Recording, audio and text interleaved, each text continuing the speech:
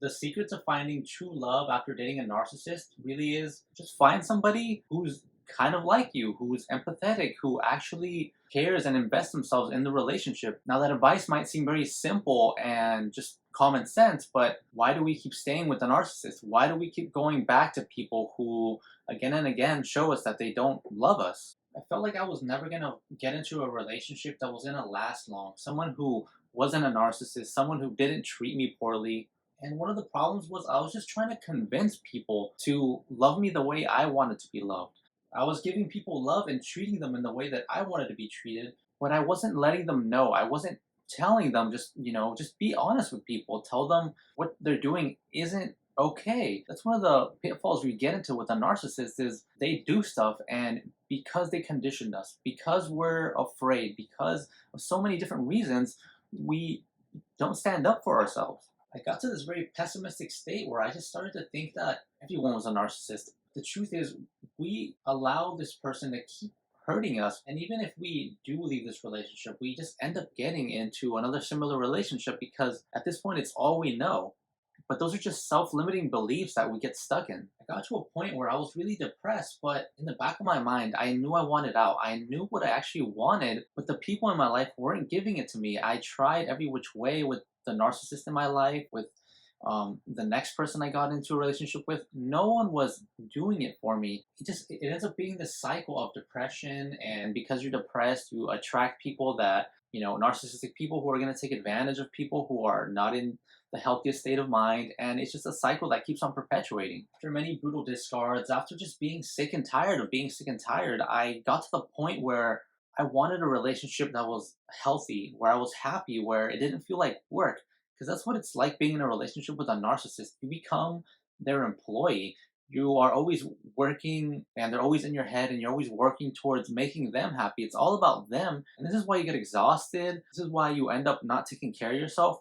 Being in a relationship with a narcissist is like a full-time job, and if you're obviously already working and now you got the job of being with a narcissist, that's why we end up in such a bad state. We have to neglect ourselves because they're so demanding. But the thing about the narcissist is no matter how much you give into them, no matter how much you give them, you can give them the world, but then they're going to say, well, I want the moon and the sun too. That's how their minds work. A relationship is a bit of work when two people work on it equally, it doesn't feel like work. It's two people mutually trying to better each other. It should, in a sense, feel effortless and it should feel happy. Where with a narcissist, sure, if it was all bad, we wouldn't stick around. But there are those moments of at least fake happiness. How do we get into healthy relationships where it doesn't feel like work, where we aren't constantly worried if our partner is cheating on us? My lack of awareness and my lack of boundaries. Now, this has become a cliche at this point. Everyone says, just make boundaries with a narcissist, just make boundaries. But what does that actually mean? It really means that you have to draw a line in the sand with people. Again, have self love for yourself and realize what is it that you do want. It's not that you're creating like a barrier around yourself, because that's what the aftermath of being with a narcissist does to you. You get guarded. It's such a traumatic experience that you don't want to be hurt again, so you put up these walls, and that's gonna block your blessings. That's gonna block you from finding true love. What creating healthy boundaries actually means is figure out what you really want and don't allow people to give you anything less than what you really want. Now, healthy people are going to compromise a bit. That's one of the narcissist's many faults. They don't compromise. It's their way or the highway. Another cliche, but it's true. You have to regain that self love. What does that mean? It means you have to just pay attention to yourself again. Like I said, because the narcissist is a full time job, because it's a one sided relationship where the narcissist is always getting the attention, we give up on ourselves. It doesn't mean you have to be narcissistic. It just means you have to, that all that energy you're putting into the narcissist, take it back. That's part of what happens. You're putting so much of your psychic energy into this person, and they're so needy.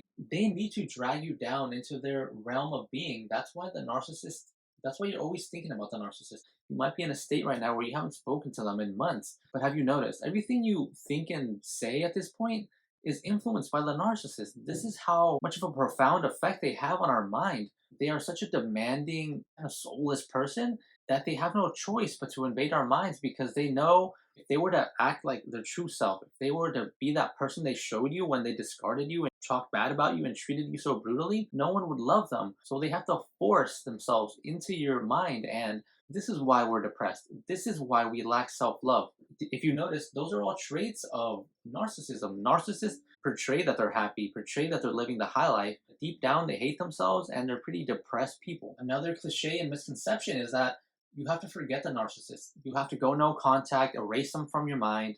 I have some bad news for you guys. It's very hard to erase anyone from your mind. Maybe after many years, right? We all have at least some distant memory of our exes or just past friendships. The experience we had with them is always going to have a certain degree of influence on us. It's always going to have an effect on our personality.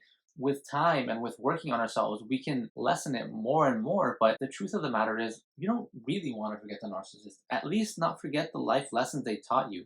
People are so focused on forgetting this person that this is why they can't find true love. They keep getting into other relationships with narcissists or just people who don't give them the love and respect that they want in a relationship. And why is that? It's because we go through these bad experiences with narcissists or just toxic people, and it's so traumatic. I understand. I've been there myself.